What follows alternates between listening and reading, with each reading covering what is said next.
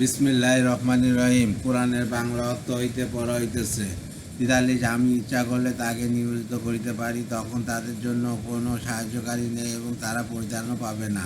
৪৪ কিন্তু আমারই পক্ষ থেকে কি পায় এবং তাদেরকে কিছুকাল জীবন উপভোগ করার সুযোগ দেওয়ার কারণে তা করি না। ৪৫ আর যখন তাদেরকে বলা হয় তোমরা সামনের আযাব ও পেছনের আযাবকে ভয় করো, যাতে তোমাদের প্রতি অনুগ্রহ করা হয়, তখন তারা তা অকার্য করে।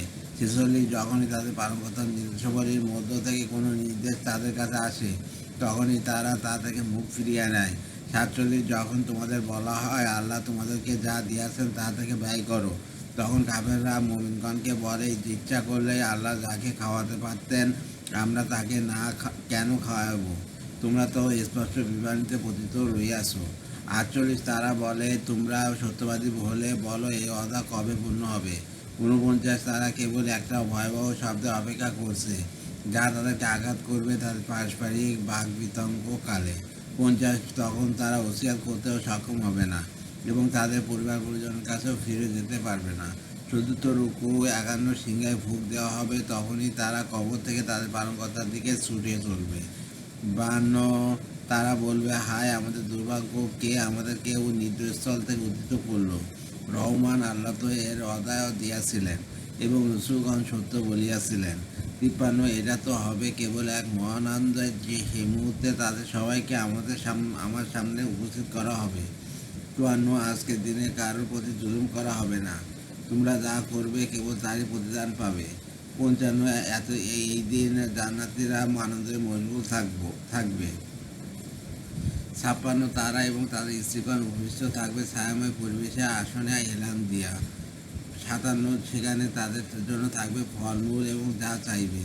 ৫৮ করুণাময় পালনকর্তার পক্ষ থেকে তাদেরকে বলা হবে সালাম। ৫৯ যে অপরাধীরা তোমরা আলাদা হয়ে যাও। ২০ হে বনি আদম, আমি কি তোমাদেরকে বলে রাখিনি যে শয়তানের ইবাদত করো না, সে তোমাদের প্রকাশ্য শত্রু।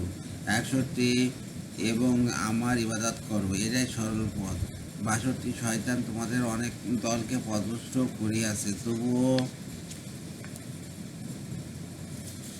তবুও কি তোমরা বুঝুনি? এক টিকা অন্য আয়াতে উল্লেখ রইয়াছে, দ্বিতীয় ফুৎকার দেওয়ার সাথে সাথে কবর হতে মানুষ উঠে দাঁড়িয়ে থাকিবে এবং এদিক ওদিক দেখতে থাকবে। এ আয়াতে বলা হইয়াছে তারা কবর হতে উঠে আল্লাহর দিকে ছুটে আসবে। উভয় আয়াতের বক্তব্য সঠিক, কেননা বান্দা কবর হতে উঠে কিছু সময়ের জন্য এদিক ওদিক তাকাতে থাকবে, অথবা ফেরেশতাদের বলা হবে তাদেরকে এদিকে তাড়িয়ে নিয়ে এসো। ৬৩ এই যে জাহান্নাম যার অর্ডার তোমাদেরকে দেওয়া হতো। ৬৪ তোমাদের কুকুরের কারণে আজ এতে প্রবেশ করো। ৬৫ আজ আমি তাদের মুখে মোহর এঁটে দেব, তাদের হাত আমার সাথে কথা বলবে এবং তাদের পা তাদের কৃতকর্মের সাক্ষ্য দেবে। ৬৭ আমি ইচ্ছা করলে তাদের দৃষ্টিশক্তি বিলুপ্ত করে দিতে পারতাম, তখন তারা পথের দিকে দৌড়াতে চলবে কেমন করে দেখতে পেত। ৬৭ আমি ইচ্ছা করলে তাদেরকে স্ব স্থান আকার বিকৃত করতে পারতাম, ফলে তারা আগেও চলতে পারত না এবং পিছনেও ফিরে যেতে পারত না। পঞ্চম রূপু ৬৮ আমি যাকে দীর্ঘ জীবন দান করি তাকে সৃষ্টিকর্তা পূর্ব অবস্থায় ফিরিয়ে নেয়, তবু কি তারা বোঝে না? ৬৯ আমি রাসূলকে কবিতা শিক্ষা দেইনি এবং তা তার জন্য শোভনীয় নয়, এটা তো এক উপদেশ ও প্রকাশ্য কোরআন। ৭০ যাতে তিনি সতর্ক করেন জীবিতকে এবং এবং যাতে কাফেরদের বিরুদ্ধে অভিযোগ প্রতিষ্ঠিত হয়। ৭১ তারা কি দেখে না তাদের জন্য আমি নিজ হাতের তৈরি বস্তুর দ্বারা চতুষ্পদ জন্তু সৃষ্টি করিয়াছি, অথবা তারাই এগুলোর মালিক।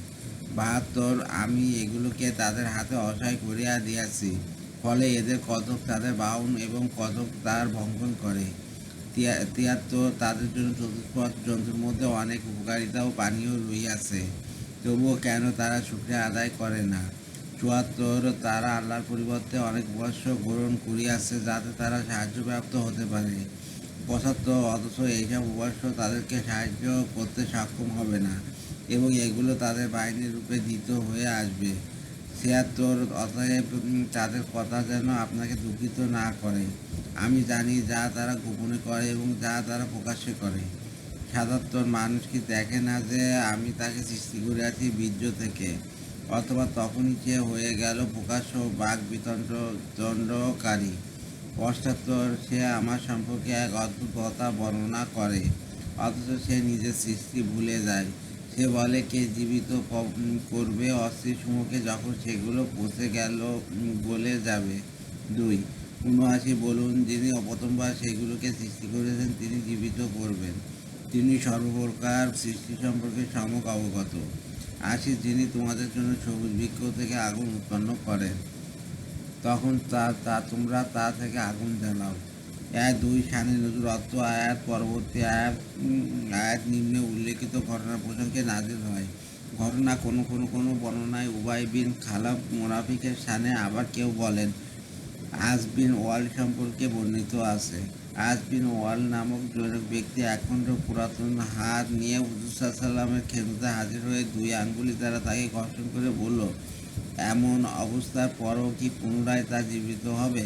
হুজুর সাল্লাম বলেন, হ্যাঁ, আল্লাহ তোকে মৃত্যু দেবেন, পুনরায় জীবিত করবেন, অথবা তোকে জাহান্নামে পাঠিয়ে দেবেন। ইবনে কাসির।